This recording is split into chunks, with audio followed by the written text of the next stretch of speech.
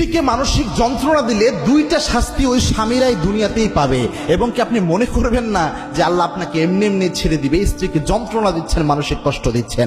এক নাম্বার শাস্তি, যেটা খুব মনোযোগ দেন, এক নাম্বার শাস্তি হচ্ছে ওই স্বামীদেরকে আল্লাহ রাব্বুল আলামিন কোনো না কোনো মানসিক যন্ত্রণার মধ্যে রাখবেন। মানসিক প্রশান্তি ওই স্বামী কখনোই পাবে না, কারণ স্ত্রীকে মানসিক যন্ত্রণা দিয়ে মানসিক প্রশান্তি পাওয়া সম্ভব নয়। আল্লাহ স্বামী স্ত্রীর সম্পর্ক বানিয়েছেন এই জন্য, লিতাসকুনু ইলাইহা, একে অপরের থেকে মানসিক প্রশান্তি পাবে। এবং কি আল্লাহ রাব্বুল আলামিন এটার জন্য কিন্তু ধরবেনও। মানসিক প্রশান্তির সবচেয়ে বড় জায়গা হচ্ছে একজন স্বামীর জন্য তার স্ত্রী।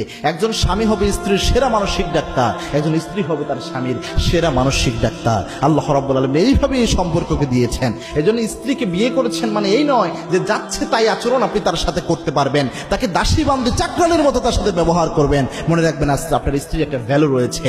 এবং কি মা আয়েশা রাদিয়াল্লাহু তাআলা আনহা বলতেন, আমরা আল্লাহর হাবিব সাল্লাল্লাহু আলাইহি ওয়াসাল্লামের উপর মাঝে মাঝে রাগ করতাম, অভিমান করতাম, কিন্তু আল্লাহর হাবিব কখনো আমাদের উপর অভিমান করতেন না।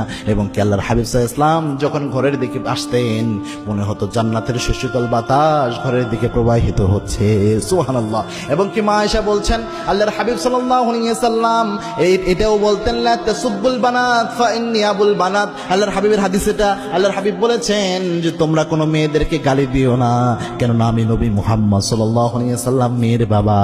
সুবহানাল্লাহ। এজন্য রাসূল সাল্লাল্লাহু আলাইহি ওয়াসাল্লাম মেয়েদের সাথে, স্ত্রীদের সাথে বলতেন রিফকান বিল কাওয়ারির, নরম আচরণ করো, সফট আচরণ করো। এটা রাসূলের নির্দেশনা। দুই নাম্বার হচ্ছে আপনার যদি আপনি এই স্ত্রীর সাথে খারাপ আচরণ করেন, এক নাম্বার তো মানসিক প্রশান্তি এই দুনিয়াতে পাবেন না। আপনি যত পরনারীর কাছে যান, আপনি আরো বেশি মানসিক অশান্তিতে ভুগবেন। সাময়িক মানসিক শান্তি মনে হতে পারে, আবার দেখবেন অশান্তি আসতেছে, বিপদ আসতেছে, বরকত উঠে যাবে। আপনার একটার পর একটা ক্রাইসিস লেগে থাকবে যদি আপনি অন্য জায়গায় মানসিক প্রশান্তি খুঁজতে চান স্ত্রীকে বাদ দিয়ে। এটা দুনিয়াবী শাস্তি। দুই নাম্বার হচ্ছে আপনার এই জুলুম যে আপনার স্ত্রীর উপর আপনি করছেন, স্ত্রীকে মানসিক কষ্ট দিচ্ছেন, এটার জন্য আল্লাহ কিয়ামতেও আপনাকে ধরবেন। কেননা এটা তো মারাত্মক একটা জুলুম।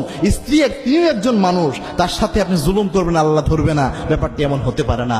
আল্লাহ বলে, আল্লাহর হাবিব সাল্লাল্লাহু আলাইহি ওয়াসাল্লাম জানিয়েছেন, কুল্লুকুম রাঈন ওয়া কুল্লুকুম মাসউলুন আন রাইয়াতিহি, তোমরা প্রত্যেকেই দায়িত্বশীল, প্রত্যেকের দায়িত্বের ব্যাপারে in the day of judgement